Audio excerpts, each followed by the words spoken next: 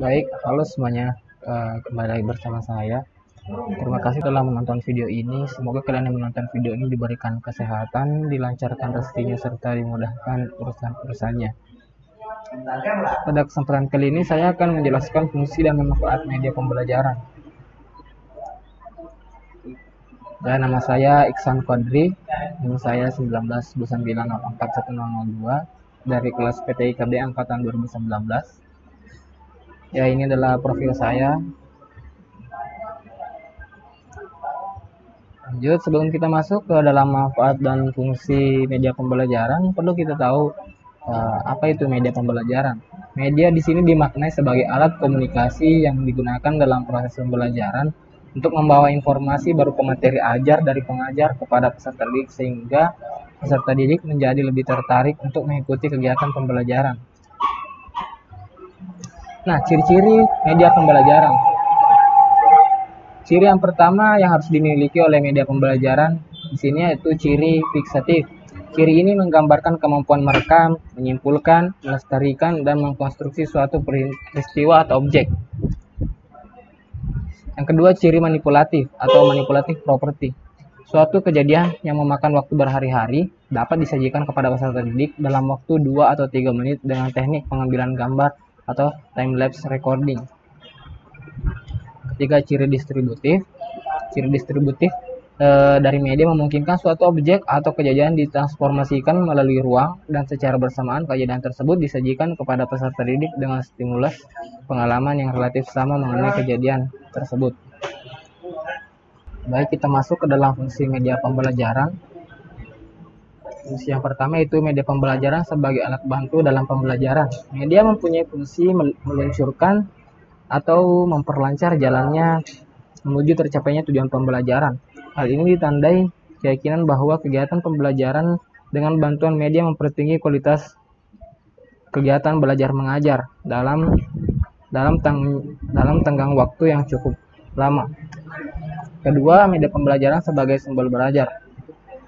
Nah, sumber belajar di sini adalah segala sesuatu yang dapat dipergunakan sebagai tempat bahan pembelajaran untuk belajar peserta didik tersebut berasal. Sumber belajar dapat dikelompokkan menjadi 5 kategori, yaitu manusia, buku, perpustakaan, media massa, alam lingkungan, dan media pendidikan. Media pendidikan sebagai salah satu sumber belajar ikut membantu guru dalam memudahkan tercapainya pemahaman materi oleh siswa serta dapat memperkaya kawasan dan wawasan siswa. Selanjutnya, manfaat media pembelajaran. Nah, selain media pembelajaran memiliki fungsi, media pembelajaran pun memiliki manfaat. Yang pertama, penyampaian materi pelajaran dapat diseragamkan. Nah, dengan adanya media pembelajaran, penyampaian materi pelajaran dapat diseragamkan dalam suatu kelas.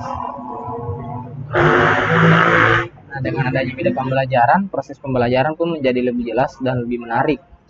Berbeda dengan kalau tidak ada media pembelajaran, hanya belajar biasa, tidak ada medianya, itu akan terasa monoton dan membosankan.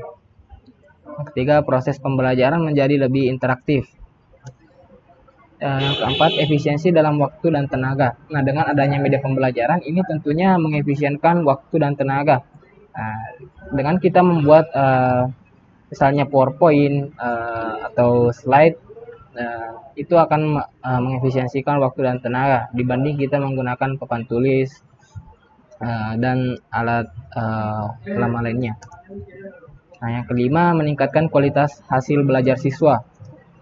Yang keenam, media memungkinkan proses belajar dapat dilakukan di mana saja dan kapan saja.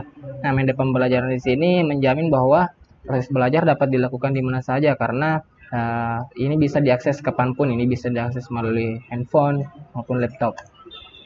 Nah, selanjutnya media dapat menumbuhkan sikap siswa terhadap materi dan proses belajar. Dan terakhir, merubah peran guru ke arah yang lebih positif dan lebih produktif. Selanjutnya, pola interaksi edukatif.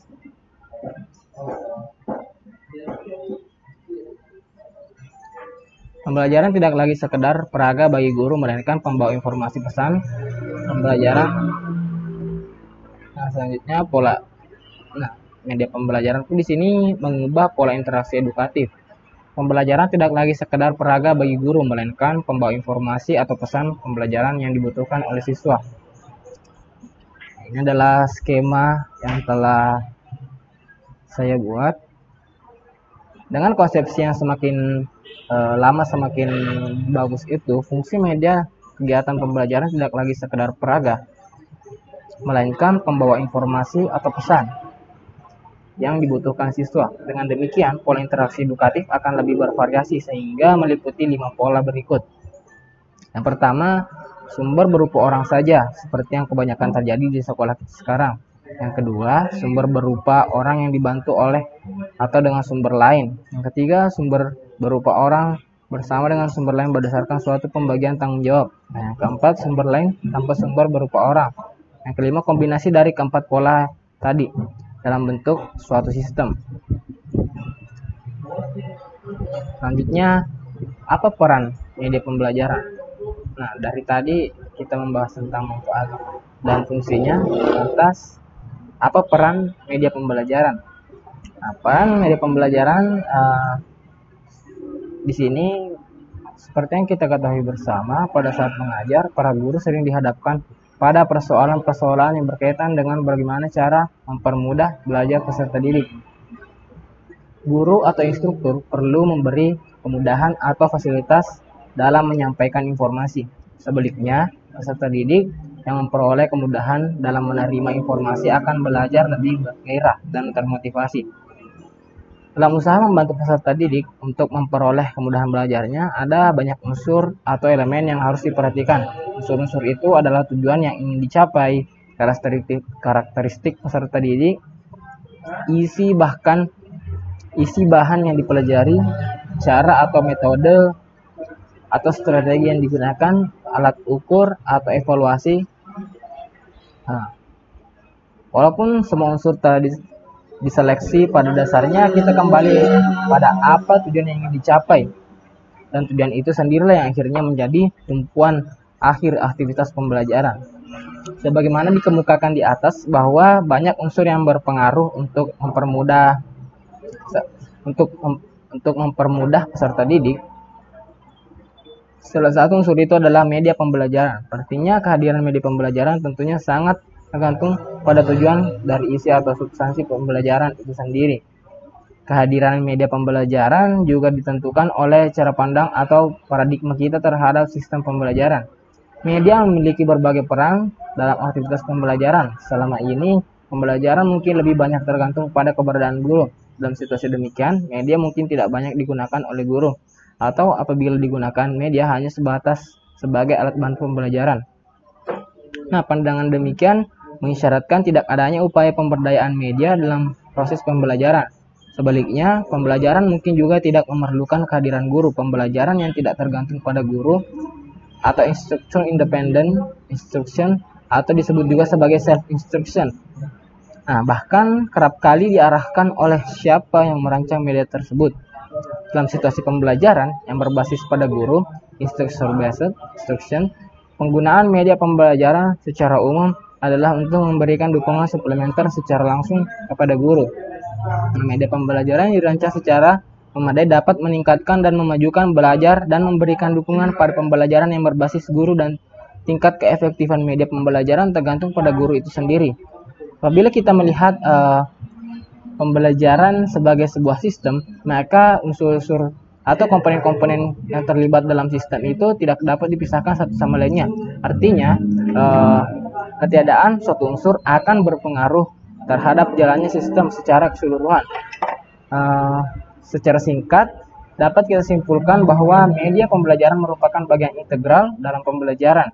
Pandangan ini selanjutnya akan mengarahkan pada cara pandang kita tentang media tersebut. Media harus hadir dalam setiap aktivitas pembelajaran yang kita lakukan di kelas. Lagi pula, kita harus memiliki komitmen terhadap keberadaan media pembelajaran, di mana pembelajaran harus dirancang sedemikian rupa dan berdasarkan pada apa yang ingin dilakukan oleh peserta didik, atau apa yang ingin dihasilkan oleh peserta didik tersebut. Kita harus memiliki komitmen bahwa pembelajaran harus dirancang sedemikian rupa terhadap apa yang ingin dicapai oleh peserta didik, yang digunakan untuk memfasilitasi pembelajaran peserta didik tersebut. Maka media itu harus dipilih dan digunakan karena media ini memiliki potensi untuk mempermudah belajar. Nah, kesimpulannya, media pembelajaran sangat terikat dengan proses belajar mengajar. Kenapa? Karena media pembelajaran sangat mempengaruhi terhadap tujuan dari proses belajar mengajar.